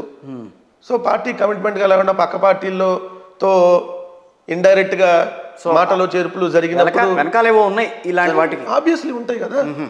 ఇప్పుడు మా దగ్గర ఇంటెలిజెన్స్ ఉంటుంది కదా. ప్రభుత్వంలో ఎవరు ఏం చేస్తున్నారు, ఎవరు కదలికలు ఏంటో తెలియకుండా ఉన్నారు కదా. వాళ్ళు ఏ పార్టీ గారి విషయంలో కూడా అదే జరిగిందా? కృష్ణదేవరాయలు గారు ఆల్రెడీ బిఫోర్ చంద్రబాబు నాయుడు గారిని కలిశారు. కలిసిని కూడా ఆల్రెడీ టీవీలో ఫోటో రాలేదు, బట్ ఆయన కలిశారనేది వేశారు. ఆయన ఆల్రెడీ తెలుగుదేశంకి టచ్లో ఉన్నాడనే తెలుసు. కానీ ఇక్కడ మీకు వెంకటరెడ్డి గారు సామాజిక వర్గాల ఏకీకరణ అనేది జరుగుతుందా? 100%. సామాజిక వర్గాల ఏకీకరణ నేను ఎందుకు కరెక్ట్గా దాని మీద చెప్తున్నాను మీరు అర్థం చేసుకోవచ్చు. దాంట్లో సామాజిక వర్గాల ఏకీకరణ జరగట్లేదు, కానీ మీరు అన్నట్టుగా పెత్తందారులు ఒక వర్గంగా మిగిలిన పేద వర్గాలన్నీ సామాజిక వర్గాల ఏకీకరణ అదే సార్. దాంట్లోనే ఇక్కడ సామాజిక వర్గాలంటే మా దృష్టిలో 2 ఉన్నాయి. ఒకటి పేద సామాజిక వర్గం, 2 పెత్తందారుల సామాజిక వర్గం. సో పెత్తందారుల సామాజిక వర్గం అంటే పెత్తందారుల సామాజిక వర్గం అంతా ఏకమైంది, మిగిలిన పేదల సామాజిక వర్గం అంతా ఏకమైంది. దాంట్లో బీసీలు అవ్వచ్చు, ఎస్సీలు అవ్వచ్చు, ఎస్టీలు అవ్వచ్చు, మైనార్టీలు అవ్వచ్చు, లేదంటే అగ్రవర్ణాల్లో ఉన్న పేదలు అవ్వచ్చు, వీళ్ళందరూ ఏకీకృతం అయ్యారు. అసలు వీళ్ళకి ఏ మంచి జరగకూడదు, వీళ్ళు మంచి జరిగి గుప్పిటగా ఉంటే వీళ్ళు రేపొద్దున ఉద్యోగాలు వస్తాయి, వ్యాపారాలు చేసుకుంటారు, రాజకీయ చైతన్యం వస్తుంది, పదవులు వస్తాయి, అప్పుడు మన మాట వినరు. సో అవతల వర్గం అంతా ఏకమవుతుంది. యువతల స్కూళ్ళు బాగు చేస్తే నారాయణ చైతన్యకి ఎవడన్నా పోతాడా? యువతల ఫ్యామిలీ డాక్టర్ కాన్సెప్ట్ తెచ్చి ప్రతి గ్రామంలో క్లినిక్ పెడుతుంటే అవతల ఎవడన్నా రమేష్ హాస్పిటల్ లాంటి పెద్ద హాస్పిటల్కి వెళ్తారా? అదే ఎందుకు పెట్టుకోవాలి? గోల్డెన్ హాస్పిటల్స్ ఉన్నాయి, రమేష్ హాస్పిటల్ చాలా పేర్లు చెప్పాలి. అందుకని అవతల వర్గం అంతా ఏకమవుతుంది. అవతల ఎట్లయినా జగన్మోహన్ రెడ్డి గారిని దించాలనే ఒక పెత్తందారుల పెట్టుబడిదారులటువంటి వర్గం ఏదైతే ఉందో ఆ వర్గం ఏకమైంది ఆల్రెడీ. ఆ వర్గం ఈరోజు కాదు, అసలు డే 1 జగన్మోహన్ రెడ్డి గారు అధికారంలోకి రాకూడదని ఏకమైంది, వచ్చినాక ఇంకా ఎలా పడేయాలని ఏకమైంది. బట్ జగన్మోహన్ రెడ్డి గారు మాత్రం చెప్పాను కదా ఒక్కడే అని, బట్ ఒంటరి మాత్రం కాదని ఎట్లా చెప్పాను అలానే నా వెనకాల ఈ ప్రజలు ఉన్నారు. ఇంతమందికి నేను మంచి చేశా. రాజశేఖర రెడ్డి గారు 2 అడుగులు వేస్తే నేను 10 అడుగులు వాళ్ళ కోసం వేసా. ఆ పేదవాడు బాగుండాలి. వాళ్ళ ముఖంలో చిరునవ్వు చూడటం కంటే అభివృద్ధి ఏంటన్నా? అసలు అభివృద్ధి అంటే ఏంది? ఒక పేదవాడి ముఖంలో చిరునవ్వు చూడటమే కదా అభివృద్ధి. మానవ అభివృద్ధి నిజమైన అభివృద్ధి. ఆ పేదవాళ్ళంతా ఈరోజు మీ వెనకాల ఉంటారా? ఉంటారు, ఉన్నారు కదా అన్ని ఎన్నికల్లో. మాకు కింద సర్పంచుల నుంచి ఎంపీడీసీలు, జడ్పీడీసీలు, మున్సిపాలిటీలు, కార్పొరేషన్ల దాకా మా వెనక ఉన్నారు కదా. వైఎస్ఆర్ కాంగ్రెస్ పార్టీ జెండాకు ఓటేశారు కదా. సో రేపు కూడా వేస్తారు. మేము అంత కాన్ఫిడెంట్గా ఉన్నామంటే చేసామన్న మంచి, అందుకని కాన్ఫిడెంట్గా ఉన్నాం. కానీ ఇక్కడ చీలికలు వస్తున్నాయి. నేను ఇందాక నుంచి మాట్లాడుతోంది అది. ఈ చీలికలు అన్న రాబోయే రోజుల్లో మీరు ఎన్ని చేసినా ఎవరైనా సరే కులానికి ప్రాధాన్యతనిస్తారు, వర్గానికి ప్రాధాన్యతనిస్తారు ఎట్ ది లాస్ట్కి వచ్చేసరికి. సో అలాంటివి కొంచెం ఇబ్బందికరంగా పరిణామాలు ఎక్కడో కొంతమంది ఉంటారు మీరు అన్నట్టుగా. ఇప్పుడు సపోజ్ ఒక కమ్యూనిటీలో మంచి జరగాలి అని అనుకునే వాళ్ళు 90% ఉంటే, అసలు ఆ కమ్యూనిటీకి మంచిగా జరగకూడదు అనుకునే వాళ్ళు ఇంకో 10% కూడా ఉంటారు. ఎందుకుంటారు? సో ఆ 10% అవతల ఏకమైతే ఏమొస్తుంది? యువతల మెజారిటీ మాకుంది కదా. అందుకనే నేను చెప్పి 60% of the vote bank YSR Congress పార్టీకి ఉంది. రేపు పొద్దున ఎన్నికల్లో రాబోతుంది. మిగిలిన అంతమంది కలిసిన అక్కడ 40 కదా. ఎంతమంది కలిసినా 40 కదా, యువతలు 60. ఆబ్వియస్లీ 45 ఎందుకైంది 45 దాకా వస్తుంది. అది 45 మాకు వచ్చింది 2014లో, 50 మళ్ళీ మాకే వచ్చింది 2019లో, 60 మాకు 2024లో రాబోతుందంట. ఇప్పుడు 2 పార్టీలు కలుస్తున్నాయి అక్కడ. 336 కలవని నిర్ణయం అయింది. అలా కాదుగా మీరు అలా అన్న 1+1+1 కాదు కదా అన్న, 1+1+1+1 కలిస్తే 5 కదా, 5 కదా. అవును, వాళ్ళు ఎంతమంది కలిసిన 5 కదా. మాకు ఇక్కడ 60% ఉంది. 30% ఉన్నవాళ్ళు ఒకళ్ళు, 5% ఉన్నవాళ్ళు ఇంకొకళ్ళు, 2% ఎంత కలిసినా 40 కదా వాళ్ళు. మాకు 60 ఉందంటున్నాం. ఈ 64 బ్రేక్ చేయాలంటే ఈ జన్మలో అయితే కష్టమే. చంద్రబాబు నాయుడు గారికి ఈ జన్మలో కష్టం. నెక్స్ట్ జన్మ ఏమైనా ఉంటే ట్రై చేసుకోవచ్చు. రేపు రాబోయేది వైనాట్ 175 కాదు, 1+7+5 వైఎస్ఆర్సీపీకి అని చెప్తున్నారు వాళ్ళు. చెప్పాను కదా, వాళ్ళు ఎన్నైనా చెప్పుకుంటారు. వాళ్ళు మేము పులివెందుల్లో కూడా ఓడిపోతామని కూడా చెప్తారు. వాళ్ళ కాన్ఫిడెంట్ ఏందో నాకు చెప్పనా, చంద్రబాబు నాయుడు ఒకటి బలంగా నమ్ముతాడు.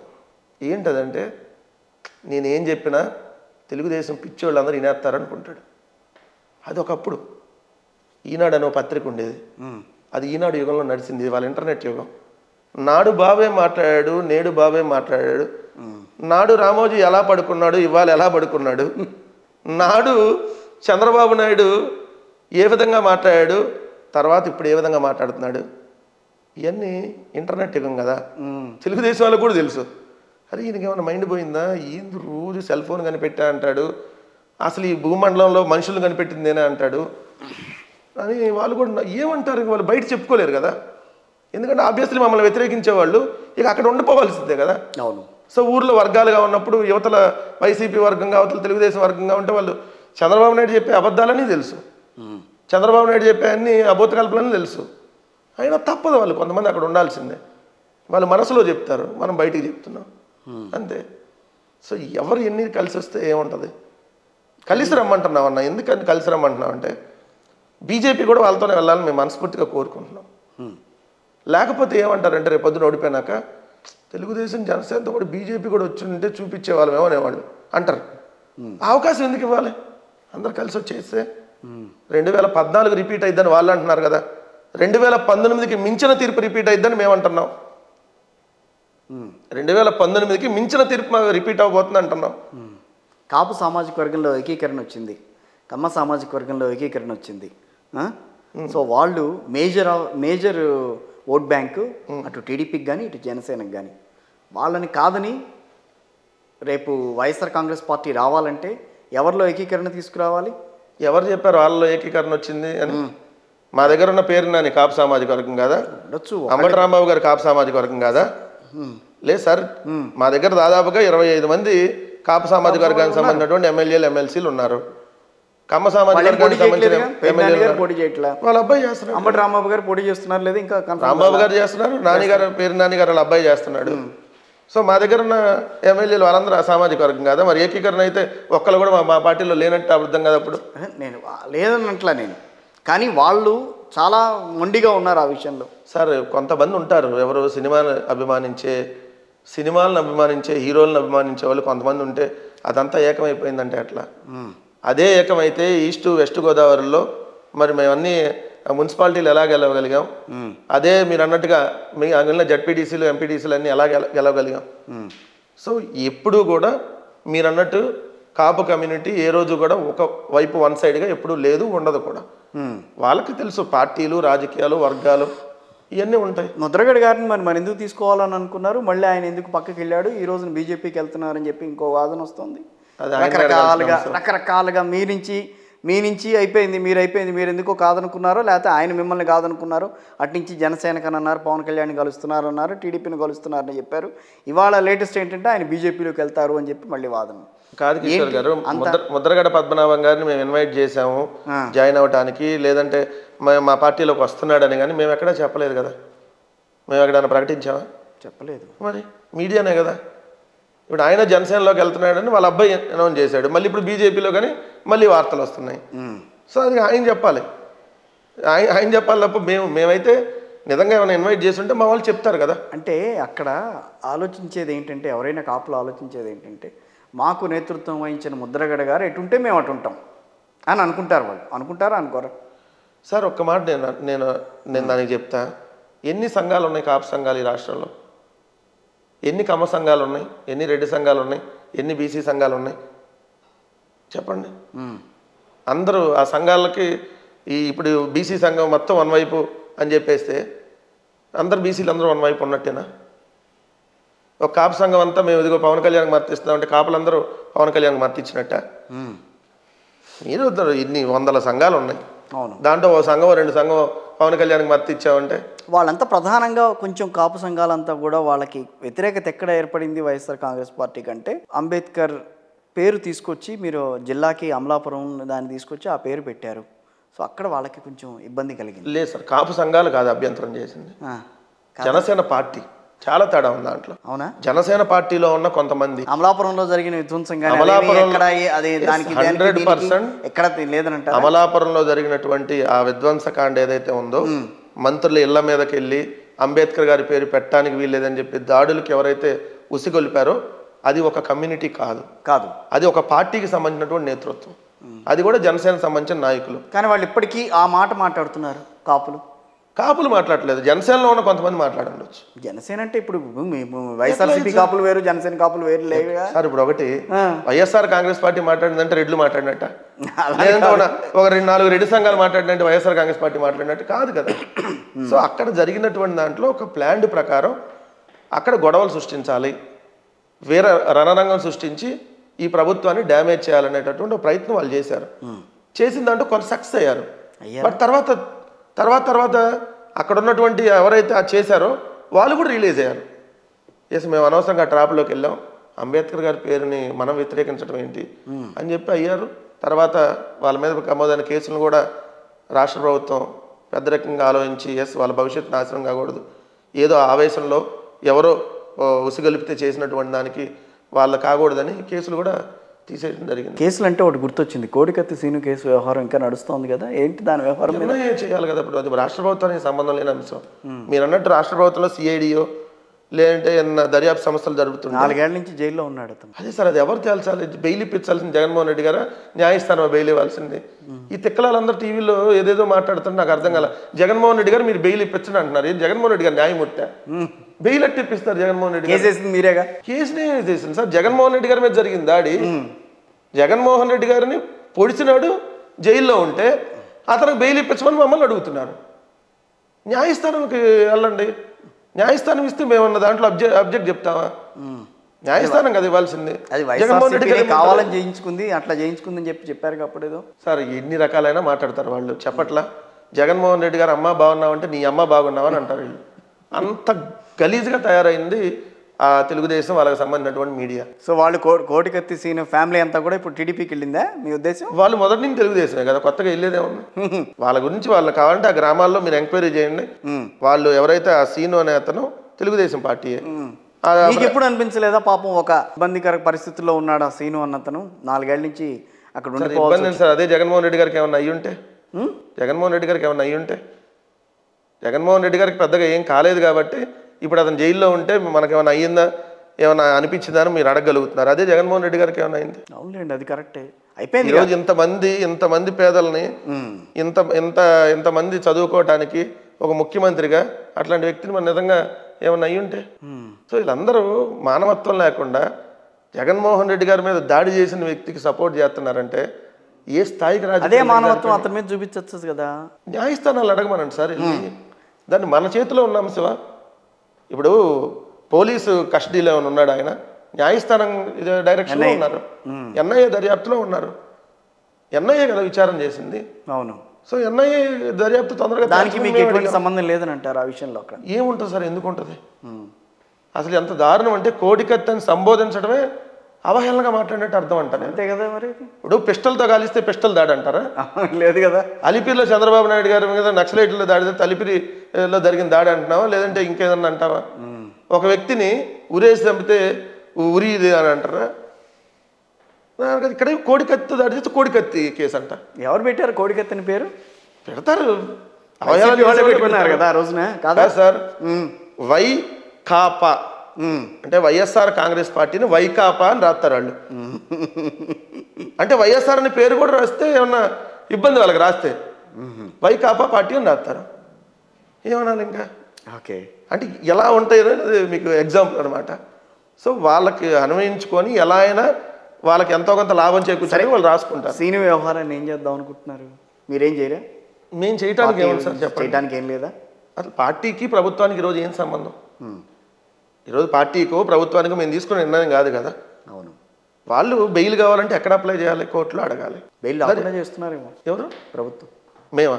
ఓ ఇన్ని చేస్తే మాకు ఇన్ని కేసులు వ్యతిరేకంగా ఎందుకు వస్తాయి? ఇన్నే మేనేజ్ చేస్తే చంద్రబాబు నాయుడు బయటకి ఎందుకు వస్తాడు? మాకు ఆ మేనేజ్ చేసి సరే, అసలు చంద్రబాబు గారిని జైల్లో పెట్టారు కదా, ఆయనకి అంత సింపతి వచ్చింది కదా, మరి వచ్చిందంటారా? ఏమో వాళ్ళే చెప్పుకుంటున్నారు, సింపతి క్రియేట్ చేసుకున్నారు. అనవసరంగా పడుకున్న సింహాన్ని నిద్ర లేపారని చెప్పి టీడీపీ మాట్లాడుతుంది. సింపతి వరకు మేము చాలా నిస్తేజంగా ఉన్నాం, ఏం చేయాలో రేపు ఎలక్షన్స్కి ఎట్లా వెళ్ళాలో మాకు తెలియదు, అలాంటిది వైఎస్ఆర్ కాంగ్రెస్ పార్టీ తీసుకెళ్లి మా అధ్యక్షుల్ని దాంట్లో పెట్టడంతో మాలో అదే ఉద్రేకం పెరిగింది, ఇవన్నీ మాట్లాడుకుంటున్నారు వాళ్ళు. ఆ రోజు మాట్లాడింది అది. అలిపిరిలో దాడి జరిగితేనే చంద్రబాబు నాయుడు మీద సింపతి రాలేదు సార్. ఓ దొంగ మీద సింపతి వస్తుంది ఎప్పుడన్నా? ఓ మంచోడి మీద అయితే సింపతి వస్తుంది, మంచోడిని తీసుకెళ్ళి అరెస్ట్ చేస్తే సింపతి వస్తుంది. కానీ ఓ దొంగ ఇన్ని సంవత్సరాలు తప్పించుకు తిరుగుతుంది దొంగ. ఈ రాజకీయాల గురించి ఒక 1% అవగాహన ఉన్న వాళ్ళగా కూడా చంద్రబాబు నాయుడు అనేవాడు అవినీతి పడ్డని చెబుతాడు కదా, ఇన్ని కేసుల్లో స్టేలు తెచ్చుకున్నాడని చెప్తారు కదా. ఎప్పుడూ అరెస్ట్ అవ్వాల్సిన వ్యక్తి ఇన్ని పాపాలు పండినాక అరెస్ట్ అయితే సింపతి ఎందుకు వస్తుంది? అసలు చంద్రబాబు నాయుడు బెయిల్ మీద దేనికి వచ్చాడు? చెప్పుకోలేని దగ్గర నొప్పి ఉందని అడిగితే బెయిల్ ఇచ్చారు. ఆ పేపర్లు అవన్నీ నేను చదివి చినిపిస్తే పెద్ద పురాణం. 15 సంవత్సరాలుగా డయాలిసిస్ మెలోపతి ఏదో పెద్ద వ్యాధి సార్ అది మనం చెప్పే వ్యాధి. ఆ పెద్ద వ్యాధితో బాధపడుతున్నాడు, అసలు కూర్చోలేకపోతున్నాడు, జైల్లో ఉంటే చచ్చిపోతాడు. ఈ తడిగి రోగాల మీద బెయిల్తో వచ్చి బయటికి రోగాల బెయిల్ మీద వచ్చి వాళ్ళు మళ్ళీ తొడలు కొట్టి రెండురా చూసుకుందామంట. పబ్లిక్ తెలీదా? సో ఆ రోజు వేసిన నాటకం ఏంటి, ఈరోజు మీరు వేస్తున్న నాటకాలు ఏంటి తెలీదా? చంద్రబాబు నాయుడు మీద జీవితంలో ఎప్పుడు సింపతి రాదు సార్, జీవితంలో ఎప్పుడు రాదు. చంద్రబాబు నాయుడిని ఎవరు కోరుకుంటారు సార్? రైట్. ఫైనల్గా ఒక విషయం చెప్తాను. ఇప్పుడు లిస్టులు, ఆ లిస్టులో మీరు ప్రకటించిన తర్వాత అసంతృప్తులు వీళ్ళంతా పెరుగుతున్నారు పార్టీకి. చాలా తక్కువ ఉందంట. నేను చాలా తక్కువ ఉంది. మార్పులు చేర్పులు 60కి పైగా మార్పులు చేర్పులు చేసాం. ఓ 10 ఎంపీలకు పైగా మార్పులు చేర్పులు జరిగినాయి. ఓకే. 10 దాదాపు 70-75 సీట్లు మార్పులు చేర్పులు అనుకోండి. ఒక 4, 5, 6 అసంతృప్తి, అంతకుమించి లేదు కదా. ఇంకా టైం ఉందిగా, చూద్దాం. 10 అనౌన్స్ చేసిన వరకు చెప్పండి, మిగిలిన ఇంకా అనౌన్స్ చేస్తే తక్కువ ఉంటాయి కదా, 10-15 ఉంటాయి, అంతకంటే ఉండవుగా. మిగిలిన సిట్టింగ్లే ఉంటారు కదా. ఇప్పుడు మార్పుల చేర్పుల్లో ఇంకో 10-15 ఉంటాయి, మిగిలిన వాళ్ళు ఆల్రెడీ సిట్టింగ్ అభ్యర్థులే ఉంటారు. గెలిచే స్థానాలు, గెలిచే అభ్యర్థుల్ని మీరు వదులుకుంటున్నారు కదా అక్కడ, కాదా?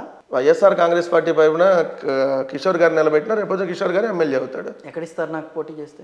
ఏమో 2029లో అవకాశం దొరకొచ్చాము మీకు పార్టీలో జాయిన్ అయితే, అంతే తప్ప ఎవరో వదులుకున్నాము ఎవరు సార్? మేము ఎవరిని వదులుకోవాలని పార్టీని అంటి పెట్టుకున్న వాళ్ళే వాళ్ళు కూడా సార్. పార్టీని అంటి పెట్టుకుంటే 2011 నుంచి పార్టీని అంటి పెట్టుకున్నాం. పార్టీని అంటి పెట్టుకుంటే ఎలాంటి లైఫ్ ఉంటుందో రెండే ఎగ్జాంపుల్ చెప్తా. ఒకటి మోపిదేవి వెంకటరమణ గారు, 2 ఎవరైతే పిల్లి సుభాష్ చంద్రబోస్ గారు. వాళ్ళు రాజీనామా చేస్తున్నారు, పార్టీని అంటి పెట్టుకొని ఉన్నారు. ఎమ్మెల్యేగా 151 సీట్లు గెలిచినా కూడా ఆ ఇద్దరు అక్కడ ఓడిపోవడం జరిగిన ఇమీడియట్గా ఎమ్మెల్సీ తీసుకొని మంత్రి ఇచ్చాం. ఆ రోజు మళ్ళీ శాసనమండలి రద్దు అని అనుకున్న పక్షంలో వాళ్ళ మంత్రులు పోతున్నాయి కాబట్టి, ఎమ్మెల్సీలు కూడా పోతాయి కాబట్టి రాజ్యసభ ఇవ్వాలని చెప్పి ఇమీడియట్గా రాజ్యసభ ఇచ్చాం. మరి ఈరోజు మళ్ళీ వాళ్ళ అబ్బాయికి అక్కడ ఎమ్మెల్యేగా ఎవరికైతే ఈస్ట్ గోదావరిలో పిల్లి సుభాష్ చంద్ర గారు రామచంద్రాపురం నుంచి ఎమ్మెల్యేగా కంటెస్ట్ చేయిస్తా ఉన్నాం. అది పార్టీని అంటి పెట్టుకుంటే ఇవాళ కాదు రేపు కాదు ఎల్లుండు. దువ్వాడ శ్రీనివాస్ గారు మా పార్టీలో ఉన్నారు, ఓడిపోయారు. ఆయన ఓడిపోతే ఎమ్మెల్సీ ఇచ్చారు, ఇప్పుడు మళ్ళీ ఎమ్మెల్యేగా నిలబెడుతున్నాం. కుప్పం నుంచి భరత్ గారు వాళ్ళ ఫాదర్ 2 సార్లు ఓడిపోయారు. ఆయన అనారోగ్య కారణాల వల్ల ఆయన ఏజ్ ఆయన చనిపోయారు. భరత్ గారికి ఎమ్మెల్సీ ఇచ్చాం, గెలిస్తే మంత్రి ఇస్తామని చెప్తున్నారు.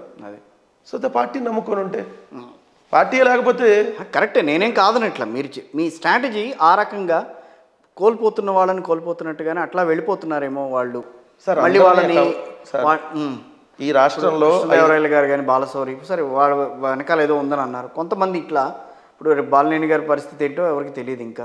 ఆయన ఉంటాడా లేకపోతే పార్టీలోంచి బయట ఉంటారు, ఎక్కడికి వెళ్ళరు కానీ. ఎక్కడికి వెళ్ళడా? ఉంటారు కానీ. సరే, ఇప్పుడు 5 కోట్ల మంది ఆంధ్రప్రదేశ్ రాష్ట్ర ప్రజల్లో ముఖ్యమంత్రి అయ్యే అవకాశం ఒకరికే ఉంటుంది. అవును. మంత్రులుగా అయ్యే అవకాశం 25 మందికి ఉంటుంది 5 సంవత్సరాల్లో. కాపు రామచంద్రారెడ్డి గారు ఏమన్నా ఆయనకి ఇప్పుడు సీట్ ఇచ్చాము, ఎన్నిసార్లు ఇస్తారు? ఇంకా గోరంట్ల మాధవ్ మీరు కావాలని నిలబెట్టుకున్నారు, ఆయన్ని పక్కన పెట్టేశారు. ఈరోజు ఎంపీ కూడా చేసింది వైఎస్ఆర్సీపీ. అవును, అందుకనే రేపు పొద్దున పార్టీలో ఉంటే ఎమ్మెల్సీ గాను ఇంకో దానిగాను సామాజిక వర్గాల ఈక్వేషన్లో అనేక రకాల పదవులు ఉంటాయి. ఒక ఎమ్మెల్యేనే నాకు కావాలి అని అంటే 175 మందికి ఇవ్వగలం కదా. మరి మిగిలిన 1,00,000 మందికి, లక్షలాది మందికి నాయకులకి, కింద గ్రామస్థాయి నుంచి రాష్ట్ర స్థాయి దాకా ఉన్న నాయకత్వం అందరికీ ఎమ్మెల్యే సీట్లు ఇవ్వలేం కదా. అవును. సో ఎమ్మెల్యేనే కాదు కదా, ఎమ్మెల్సీలు ఉంటాయి, కార్పొరేషన్ చైర్మన్లు ఉంటాయి, ప్రభుత్వంలో అనేక రకాల పదవులు ఉంటాయి, సలహాదారులుగా తీసుకోవచ్చు, రాజ్యసభ పంపించవచ్చు. లేదు అంటే రేపొద్దున ఇంకేదన్నా పార్టీకి సంబంధించినటువంటి జిల్లాల బాధ్యతలు అప్పచెప్పి అక్కడ జిల్లాకే నాయకుడిని చేయొచ్చు, రకరకాలు ఉంటాయి. సో ఇది కానీ వీళ్ళు వెళ్ళిపోతున్నప్పుడు మీకు రాజ్యసభ సీట్లు కూడా దక్కే అవకాశం కొంత కనుమరుగు, మళ్ళీ 1-2 సీట్లు తగ్గే అవకాశం ఉంటుంది. ఏముండదు సార్, 44 మంది కావాలి. అవతరాల దగ్గర 44 మంది లేరు కదా. లేరు. 23లో 5 పోయినట్టే కదా. గంటాది పోయింది, 4 ఎమ్మెల్యేలు పోయారు, ఉన్నది ఎంతమంది? 18 కదా. మహా అయితే మా వాళ్ళు ఒక 4 అవతలకి. ఇప్పుడు ఎవరైతే కొత్తగా వెళ్ళొచ్చు, ఎవరు ఆయన పాదసారథి ఒకళ్ళు వెళ్ళిపోయారు అనుకోండి. అట్లా కాపు రామచంద్రారెడ్డి రాజీనామా చేశాడు, మళ్ళీ ఏదో వెనకడుగు వేస్తున్నా అంటున్నట్టున్నాడు.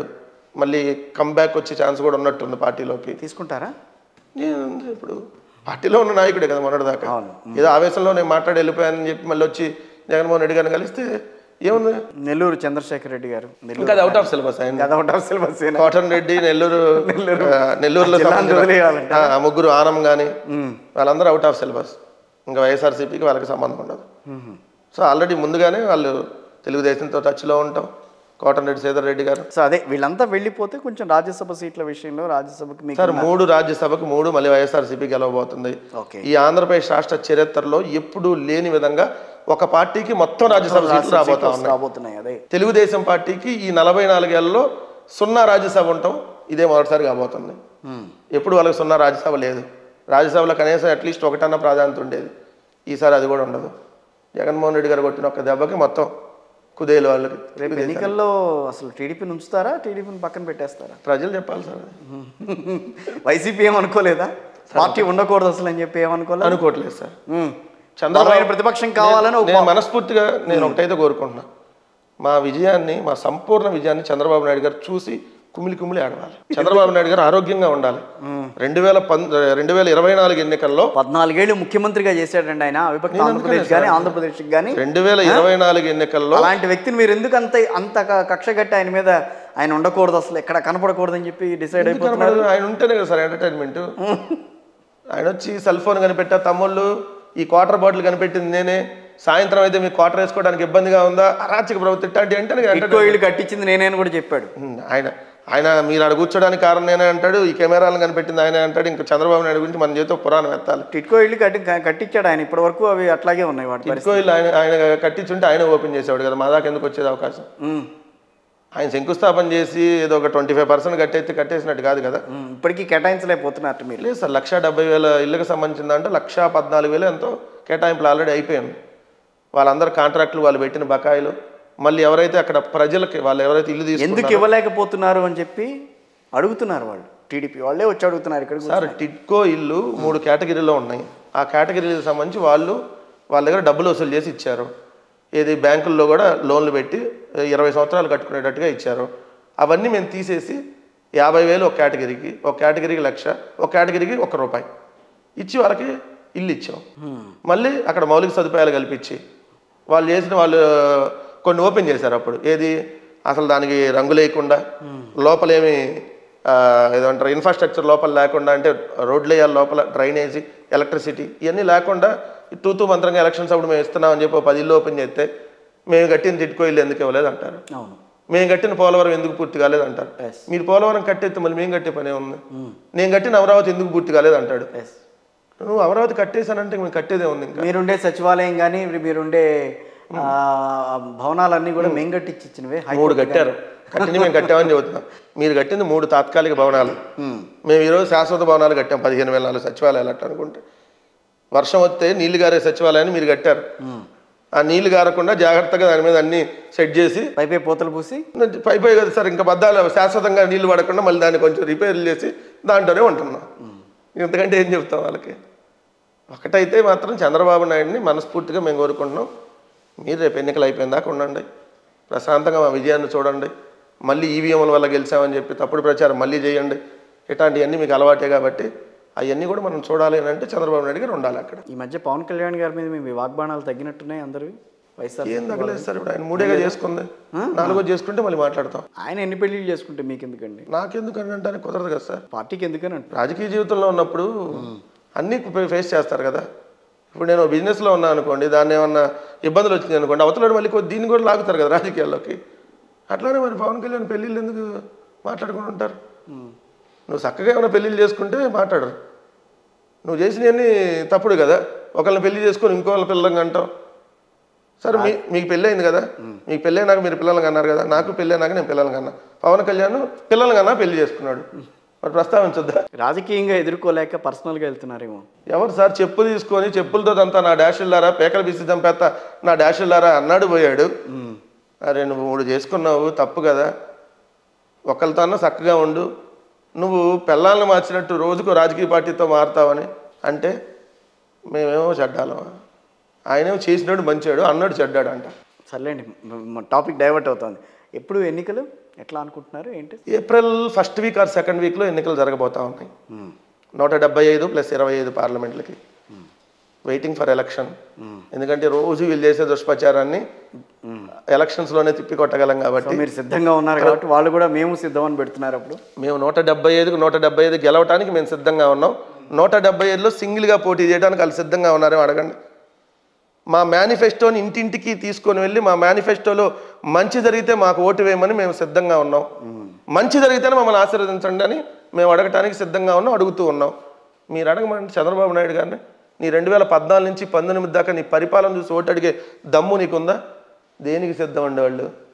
10 రాజకీయ పార్టీలు కలిసి రావడానికి సిద్ధమా? దొంగ హామీలు ఇవ్వడానికి సిద్ధమా? దేనికి సిద్ధంగా ఉంది తెలుగుదేశం పార్టీ? 4 మీడియా సంస్థల్లో రోజు తప్పుడు వార్తలు రాయించడానికి సిద్ధంగా ఉన్నారు వాళ్ళు. బట్ మంచి చేసాం, చేసిన దాన్ని అడుగుతున్నాం. జరిగితే ఓటేయండి అన్న. అక్క మా ప్రభుత్వంలో మీకు మంచి జరిగితే ఓటేయండి అన్న. జగన్మోహన్ రెడ్డి గారి ప్రభుత్వంలో మీకు జరిగిందంటేనే ఓటేయండి. బట్ వాళ్ళు చెప్పే దొంగ మాటలు మాత్రం దయచేసి నమ్మకండి. ఆ నమ్మితే 2014లో టు 19 ఎట్లా నట్టేట మునిగారో మళ్ళీ అలా మునుగుతారు. ప్రజలకు అంత విజ్ఞత ఉందా ఈ రోజున? 100% ఉందా? మన భారతదేశమే ప్రజాస్వామ్య దేశం. అవును. ఆ ఎన్నికలో మనం ఇచ్చే తీర్పే అల్టిమేట్గా ప్రజలకు ఏమనుకుంటున్నారు అనేది రిఫ్లెక్ట్ చేసే ఎన్నిక. ఏం గుజరాత్లో 7 సార్లు ఎలా గెలిచారు సార్? ఏమీ జరగకపోతే గెలవరు కదా. నవీన్ పట్నాయక్ గారు ఒరిస్సాలో గెలుస్తూ ఉన్నారు కంటిన్యూగా అంటే ఎస్ వాళ్ళు మంచి జరుగుతుంది. ఆ ప్రభుత్వంలో వాళ్ళు మంచి చేస్తేనే ప్రజలు ఓట్లు వేస్తున్నారు. రాజశేఖర రెడ్డి గారు 2వ సారి కూడా గెలిచారంటే మంచి జరిగితేనే. ఆయన ఏమన్నాడు? నా పరిపాలన చూసి నాకు ఓటేయండి, నేను ఈ సంక్షేమ పథకాలన్నీ కొనసాగిస్తాను, నేను మళ్ళీ వాళ్ళు ఇచ్చినట్టు ఏం తప్పుడు హామీలు అయితే ఇవ్వను, ఆ 7 గంటల విద్యుత్తును 9 గంటలు చేస్తా, ఇట్లా ₹2 కిలో బియ్యం 2 హామీలు. అదే మాట అన్నారు కూడా మొన్న ఇంటర్వ్యూలో ముఖ్యమంత్రి గారు కూడా అదే మాట్లాడారు. దాన్నే పలు రకాలుగా వీళ్ళు మాట్లాడుకున్నారు అనుకోండి, దానికి వేరే. సార్ చాలా కాన్ఫిడెంట్గా ఉన్నాను సార్. ఎందుకు ఉన్నామంటానికి కూడా ఒక గ్రామం వెళ్తే రూపురేఖలు మారినాయి, అంతకంటే సాటిస్ఫై ఏం కావాలి? ఎక్కడో 4 రోడ్లు బాగున్నమాట వాస్తవం, కొన్ని ఒప్పుకుంటాం. ఎందుకంటే ఎప్పుడో 10 ఏళ్ళ నుంచి పాడైన రోడ్లు ఒక రోజుతో పాడు కావు కదా. తర్వాత మా పరిపాలన 3 ఏళ్ళు 5 ఏళ్ళు కాదు. ఎందుకంటే 2 ఏళ్ళు కోవిడ్తో పోయింది. ఆ కోవిడ్ సంక్షేమాన్ని గట్టెక్కుతూ ఉద్యోగాలు, కొత్త ఉద్యోగాలు కల్పించున్నాం, వాళ్ళకి శాలరీలు ఇవ్వాలి, పాత ఉద్యోగస్తులకు పెరిగిన శాలరీలు ఇవ్వాలి, నెల రాష్ట్రాన్ని నెట్టుకుంటూ రావాలి. ఎందుకంటే మేము ఆంధ్రప్రదేశ్లో జగన్మోహన్ రెడ్డి గారు ముఖ్యమంత్రి వచ్చేటానికి ఖజానాలో లక్షల కోట్లు అప్పు ఉంది, కేవలం డబ్బులు 100 కోట్లు ఉన్నాయి. ఖజానాలో డబ్బులు 100 కోట్లే, బట్ అప్పు లక్షల కోట్లు. సో ఆ 100 కోట్లతో రాశారు ఈనాడులో. 100 కోట్లు ఉన్నాయి, రేపు పొద్దున్న శాలరీ ఎట్టిస్తాడు జగన్మోహన్ రెడ్డి? వాళ్ళే రాసింది. ఏమన్నా భారతీయ సిమెంట్ నేను తీసిస్తాడా, సాక్షి నుంచి ఏమైనా తీసిస్తాడా, ఎట్ట తీస్తాడో చూద్దాం అన్నారు. యా నుంచి ఒకసారి తీసి నెల అయితే ఇస్తున్నారు కదా. 1 నెల కూడా జీతాలు అయితే ఆపలేదు కదా. 2 రోజులు లేట్ అయి ఉండొచ్చు, ఎందుకంటే కొన్ని ఉన్నది మేము ఒప్పుకోవాలి, కొన్ని ఫ్యాక్ట్. మిగిలిన రాష్ట్రాలతో కంపేర్ చేస్తే బెటర్గా ఉన్నామని చెప్తా. ధనిక రాష్ట్రం ఉన్న తెలంగాణలో శాలరీలు ఎన్నో తారీఖు ఇస్తున్నారు సార్, ఆంధ్రాలో ఇచ్చినాక ఇస్తున్నారు. స్టిల్ కొన్నిట్లో అయితే యూనివర్సిటీలు వాటికి సంబంధించి అయితే 20-25 తారీఖు దాకా రావట్లా.